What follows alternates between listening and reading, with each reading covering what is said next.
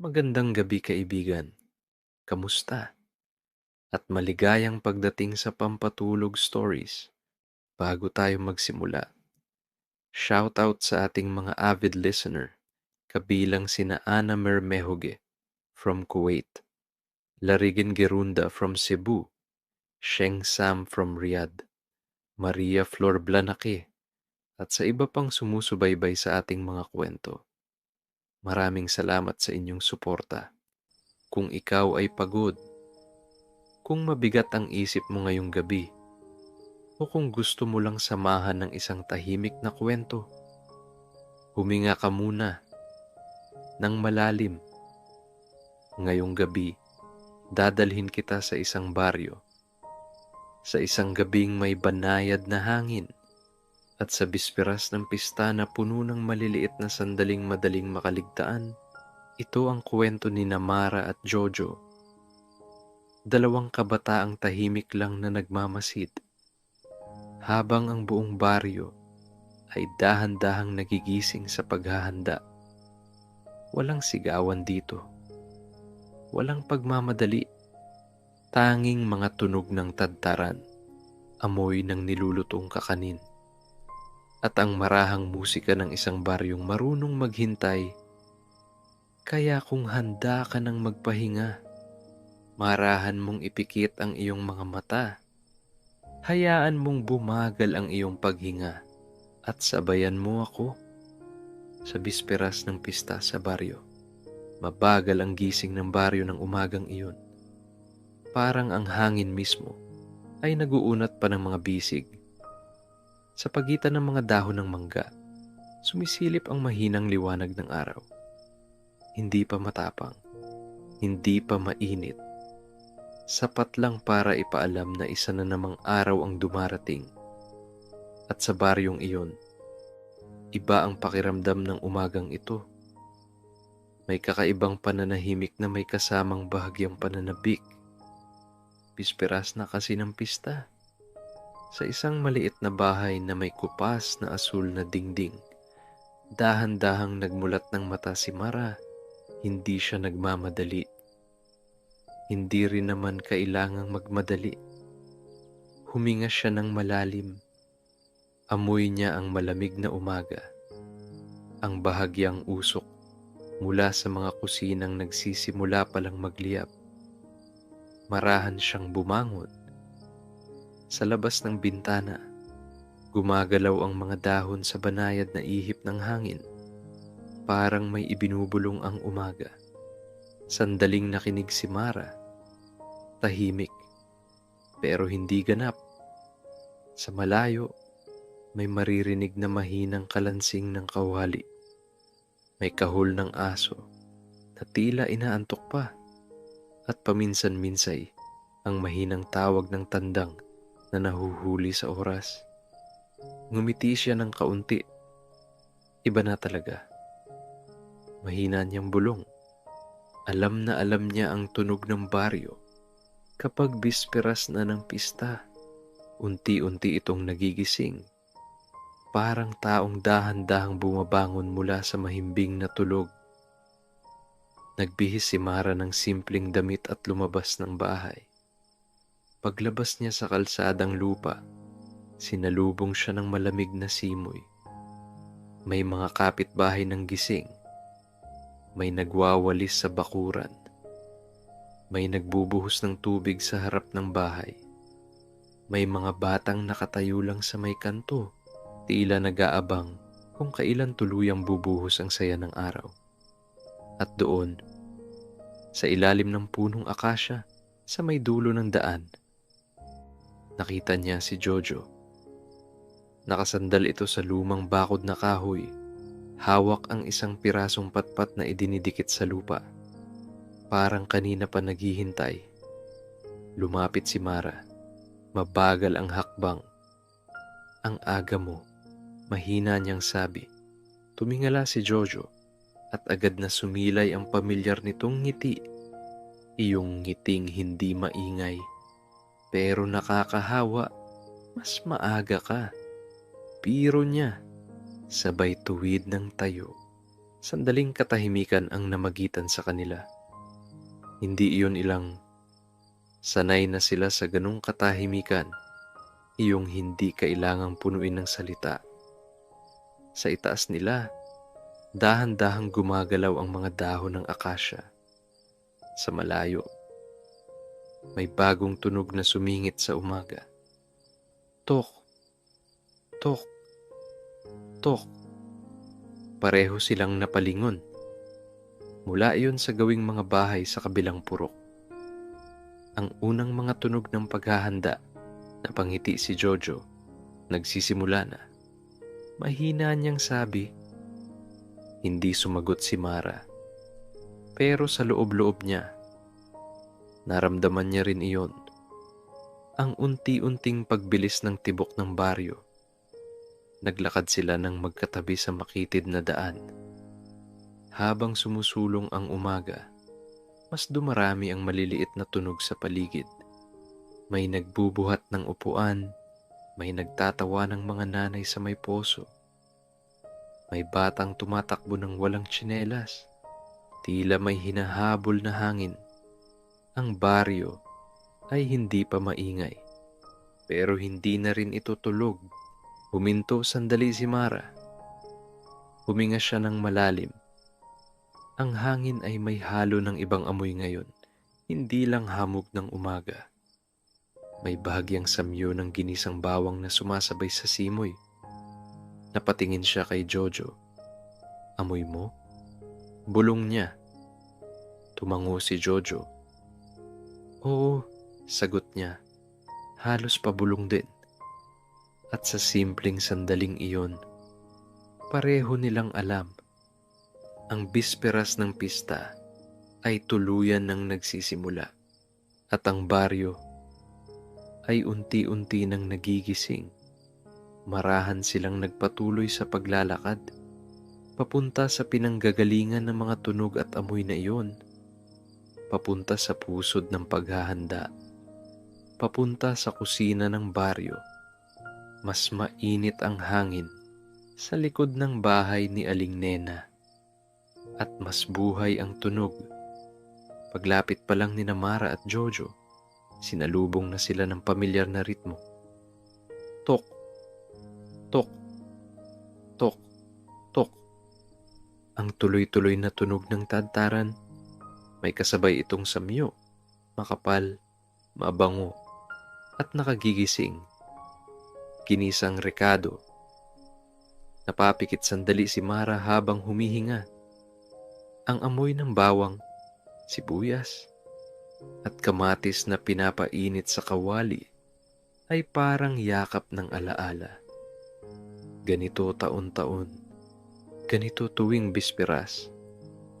Pagpasok nila sa bakuran, bumungad ang abalang mundo ng kusina. May mga lola na nakapalibot sa mahabang mesa. May mga nanay na hawak ang sandok. May mga batang inuutos-utusan at paikot-ikot sa gilid. Pero sa kabila ng galaw, may kakaibang ritmo ang lahat. Hindi magulo. Hindi nagmamadali. Parang isang sayaw na matagal ng kabisado. Ayan na sila. Tawag ni Aling Nena nang makita ang dalawa.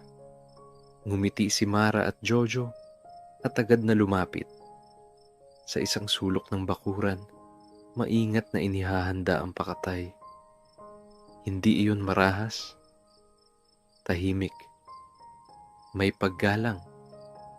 Parang isang sinaunang gawain na paulit-ulit ng ginagawa ng baryo sa bawat pista. Inilayo ni Mara sandali ang tingin. Hindi sa takot, kundi sa paggalang.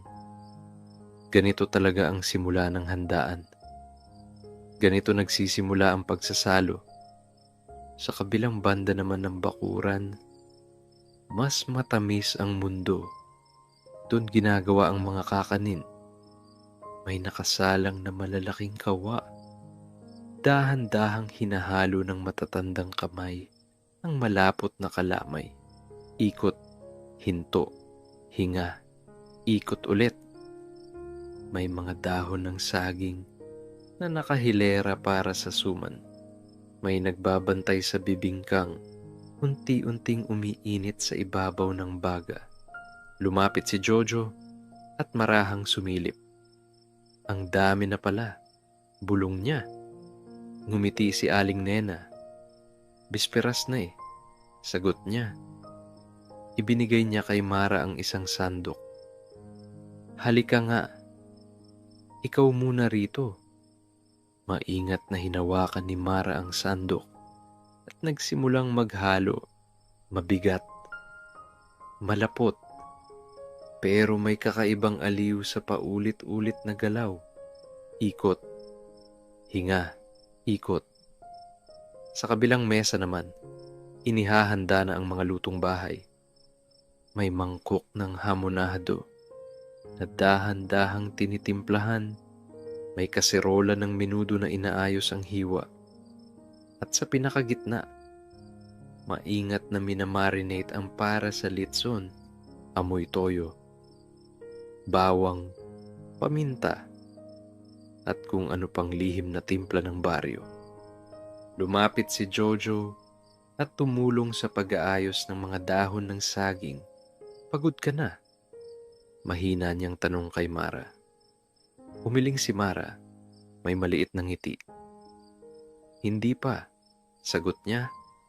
Sandaling nagkatitigan ang dalawa. Sa paligid nila, tuloy ang galaw. Tuloy ang tadtaran. Tuloy ang haluan. Tuloy ang mahinang tawanan ng mga matatanda. At sa gitna ng init ng kusina, sa gitna ng amoy ng rekado, sa gitna ng mabagal, ngunit siguradong paghahanda, unti-unting naramdaman ni Mara at Jojo ang tunay na tibok ng bisperas. Hindi ito maingay, hindi ito magarbo, kundi mainit, mabango, at punong-puno ng sama-samang pag-asang. Bukas, magiging mas masaya ang baryo. At habang patuloy na umiikot ang sandok sa kamay ni Mara, at habang inaayos ni Jojo ang mga dahon sa mesa, ang umaga sa baryo ay tuluyan ng nagising. At ang pista ay papalapit na ng papalapit. Paglabas ni Mara at Jojo mula sa mainit na bakuran ni Aling Nena, iba na ang itsura ng baryo. Hindi pa man tanghali, pero may kakaibang liwanag na nakapatong sa mga bubong. Parang ang buong lugar ay dahan-dahang nagbibihis. Huminga ng malalim si Mara. Mas sariwa ang hangin dito sa kalsada. May halong alikabok ng lupa at may bahagyang bango ng bagong labang kurtina na nakasampay sa ilang bakuran. Tahimik silang naglakad ni Jojo sa makitid na daan. Hindi nagmamadali. Hindi kailangang magmadali. Sa itaas nila, nagsisimula ng sumayaw ang mga banderitas. Makukulay, magagaan. Marahang gumagalaw sa ihip ng hangin na parang maliliit na alon sa langit. Huminto si Jojo at tumingala. Ang dami na pala. Bulong niya. Napatingin din si Mara sa itaas.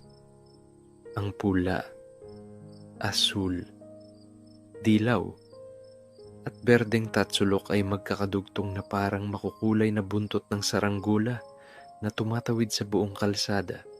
May ilang batang nakatayo sa gilid, tumutulong magsabit.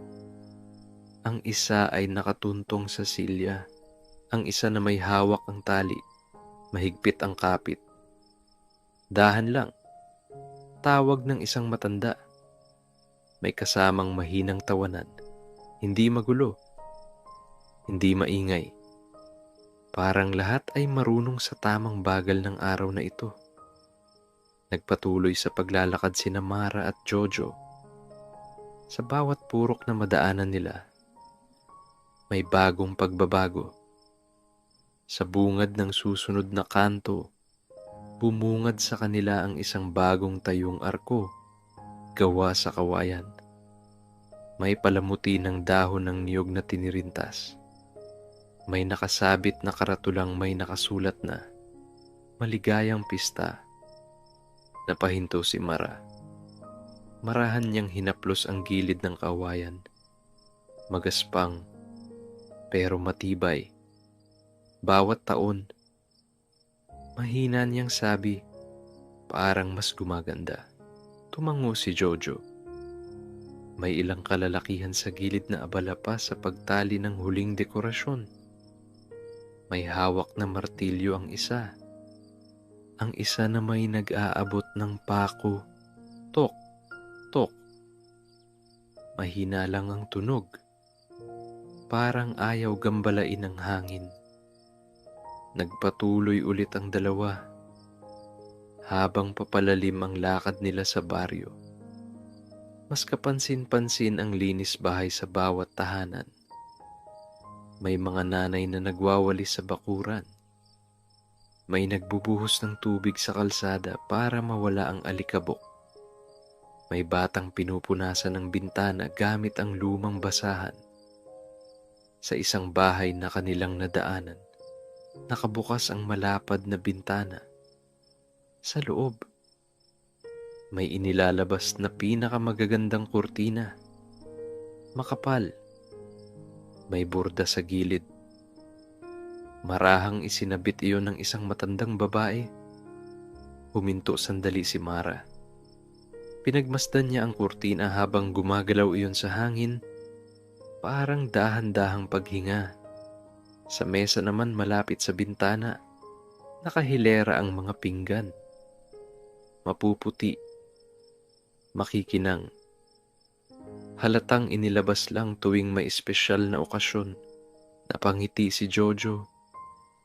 Lalabas na naman ang mga nakatagong yaman. Biro niya. Mahina lang ang tawa ni Mara. Pero may init iyon. May alaala. Ganito ang baryo tuwing bisperas. Walang nag-uutos. Walang nagmamadali. Pero lahat, kusang kumikilos. Parang iisang katawan ng buong lugar. Habang papalapit ang hapon, mas dumami ang tao sa kalsada. May mga batang tumatakbo sa ilalim ng banderitas. May mga lola na nakaupo sa bangko, nagkukwentuhan habang pinapanood ang galaw ng baryo. May mga binatang nag-aayos pa ng ilaw sa gilid ng plaza. Huminto sina Mara at Jojo sa may maliit na tulay.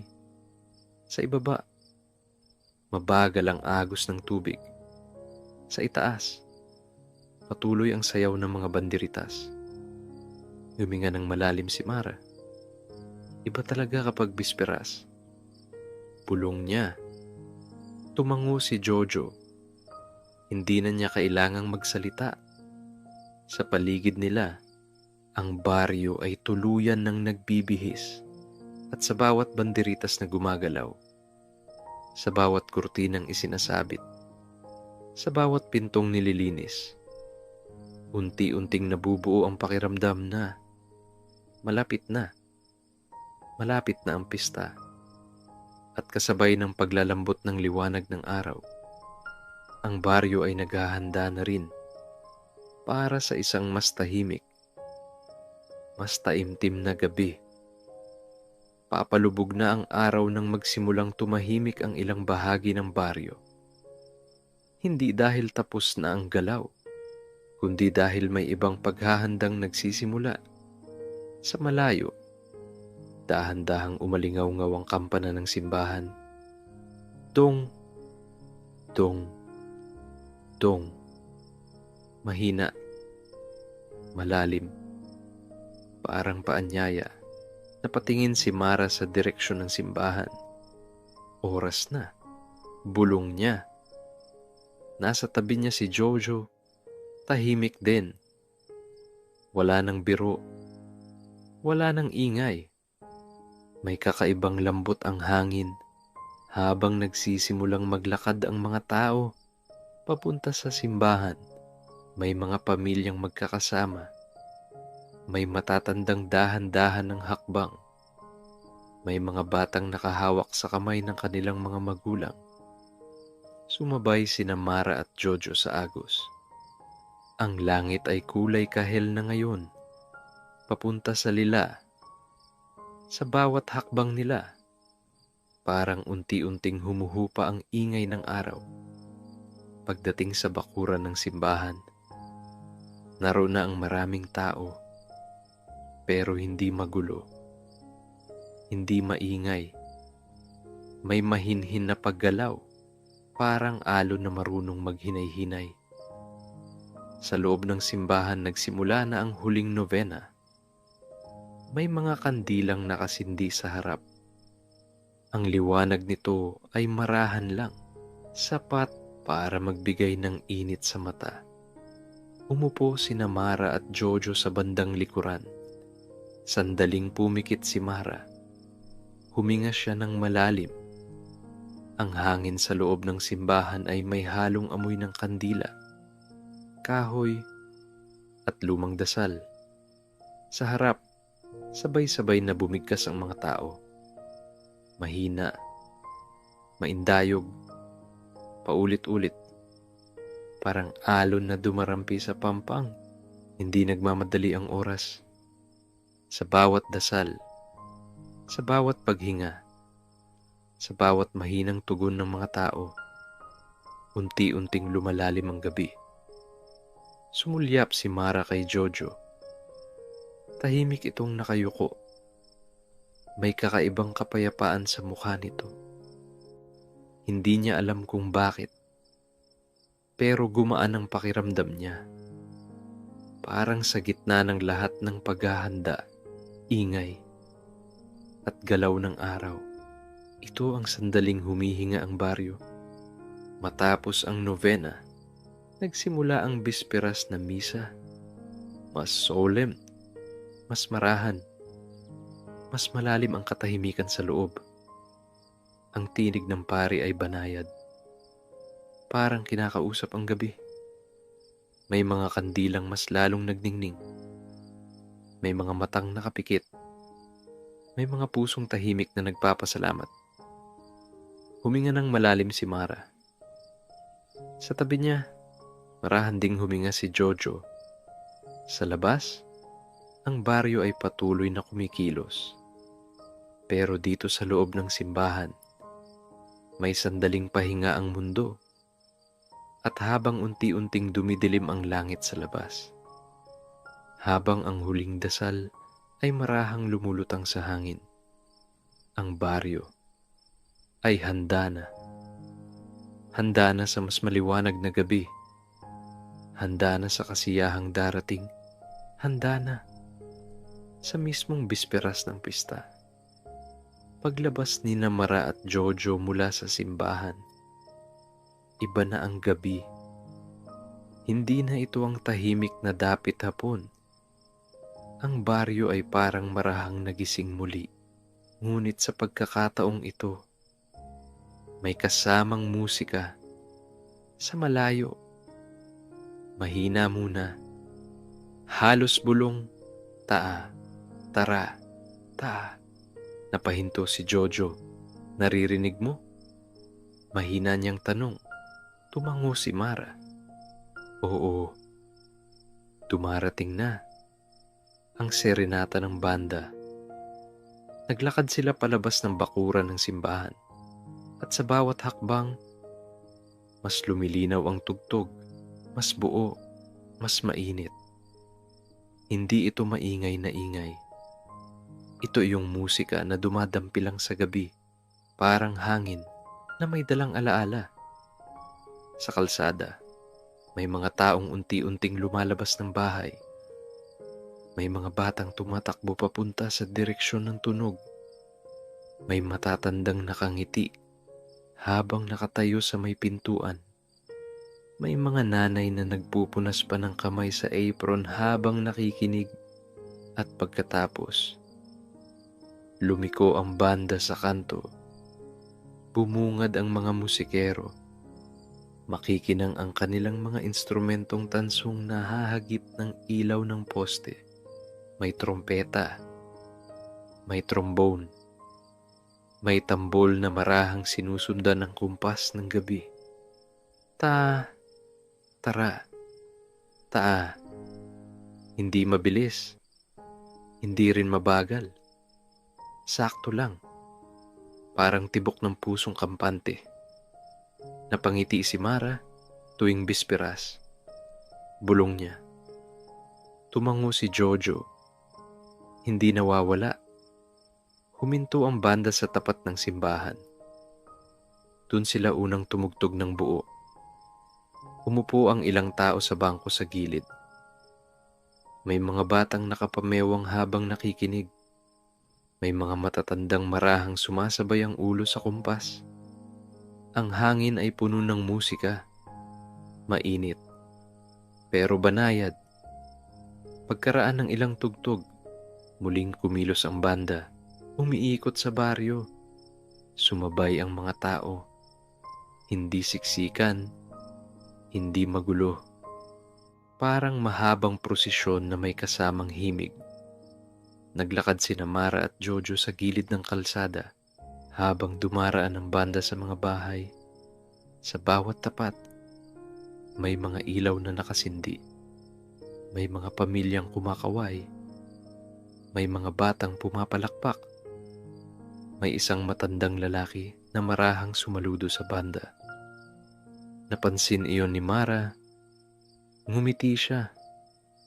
Ang saya lang. Mahina niyang sabi. Hindi sumagot si Jojo. Pero sa paraan ng kanyang pagtingin sa paligid, alam ni Mara na pareho silang may nararamdaman. Hindi lang ito tugtog. Hindi lang ito tradisyon. Ito ay alaala ng baryo. Ito ang tibok ng bisperas. Habang papalalim ang gabi, unti-unting dumadami ang ilaw sa plaza sa unahan. Napatingin si Jojo ron. Mukhang nagsisimula na, sabi niya. Sumulyap si Mara. Sa malayo, kumikislap na ang mga ilaw. At kasabay ng huling himig ng banda sa kalsadang iyon, ang gabi ng baryo ay tuluyan ng naging buhay. Mas maliwanag ang plaza kaysa sa inaasahan ni Mara. Paglapit pa lang nila ni Jojo, sumalubong na ang halo-halong ilaw. Dilaw, pula, asul, marahang kumikislap sa hangin ng gabi.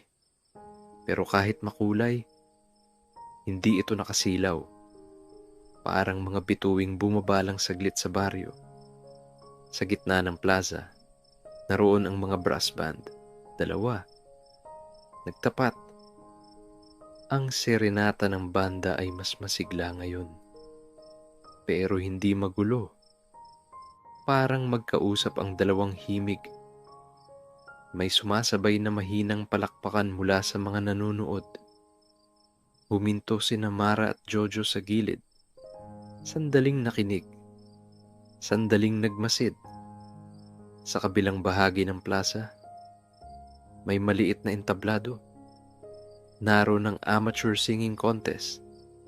Isang dalagitang nakabestida ang marahang kumakanta. Hindi malakas ang boses, pero malinaw. Punong-puno ng damdamin. May mga nanay na nakaupo sa monoblock. May mga batang nakahiga sa banig habang nakikinig. May mga binatang nakasandal lang sa puno. Tahimik na aliw. Hindi nagmamadali ang gabi. Naglakad pa sila ng kaunti sa mas maliwanag na bahagi ng plaza. Nagsisimula ang Miss Bisperas, Coronation Night. May maliit na entablado na may kurtinang kumikislap. May mga kandidatang nakahanay, nakangiti, medyo kabado. Mahina ang bulungan ng mga tao sa paligid. Hindi mapanghusga, hindi magulo. Parang sabay-sabay lang silang nakikibahagi sa sandali. Napangiti si Mara. Naalala mo nung bata pa tayo? Bulong niya. Tumawa ng mahina si Jojo. Oo, Gusto mo ring sumali dati. Mahina lang ang tawa nila. May init, may alaala. Pero mas lalong lumiwanag ang mata ni Mara nang marinig niya ang pamilyar na tunog mula sa dulo ng plaza. May umiikot, may kumakalansing, may humahalakhak. Ang perya. Napatingin si Jojo. Ano? Nakangiti niyang tanong. Hindi na sumagot si Mara. Naglakad na siya papunta roon. Sumunod si Jojo. Natatawa. Sa perya, buhay ang gabi, pero hindi magulo. May color game na may mga batang nakapila. May shooting gallery na may mga lobo sa likod. At sa pinakadulo, marahang umiikot ang Chubibo, ang Ferris wheel ng baryo. Mabagal ang ikot nito. Parang hindi nagmamadali ang oras. Huminto si Mara sa harap nito. Tumingala. Sa itaas, may mga ilaw na paikot-ikot. Parang maliliit na bituin. Tara, mahina niyang sabi. Hindi na nagtanong si Jojo. Maya-maya, magkatabi na silang nakaupo sa maliit na upuan ng Chubibo. Dahan-dahang umangat ang gulong. Sa ibaba, unti-unting lumiliit ang plaza. Sa itaas, mas lumalawak ang langit. Tahimik silang dalawa. Tanging ang mahinang langit-ngit ng gulong ang maririnig. At sa sandaling iyon, sa gitna ng ilaw, ng musika, ng mahinhin na kasiyahan ng baryo, naroon ang isang payapang pakiramdam. Hindi kailangang magsalita. Hindi kailangang magmadali. Dahil ang bisperas ay nasa pinakamagandang sandali na nito. Mabagal ang pag-uwi ni Mara at Jojo mula sa plaza. Hindi dahil pagod sila, kundi dahil parang ayaw pa nilang matapos ang gabi. Sa likod nila, naroon pa rin ang mahinang musika, ang malayong tawanan, ang marahang ikot ng Chubibo. Pero habang lumalayo sila, unti-unti itong lumalambot, parang alon na dahan-dahang humuhupa. Tahimik ang kalsada. Sa itaas, ang mga bandiritas ay marahan pa ring sumasayaw sa hangin ng gabi. May ilang bahay na may ilaw pa. May mga pamilyang nagkukwentuhan sa bakuran. May mga batang inaantok na, nakasandal sa balikat ng magulang. Huminga ng malalim si Mara. Iba talaga. Bulong niya. Napatingin si Jojo. Ano? Mahina niyang tanong. Sandaling nag-isip si Mara. Pagkatapos, ngumiti siya. Hindi lang pala saya ang pista. Tahimik na tumango si Jojo. Alam niya ang ibig sabihin. Hindi lang ito banda. Hindi lang ilaw. Hindi lang pagkain. Kundi ang sama-samang paghahanda. Ang pagtutulungan. Ang mga tahimik na sandaling pinagsasaluhan. Pagdating nila sa ilalim ng punong akasya, huminto sila, parehong napatingala.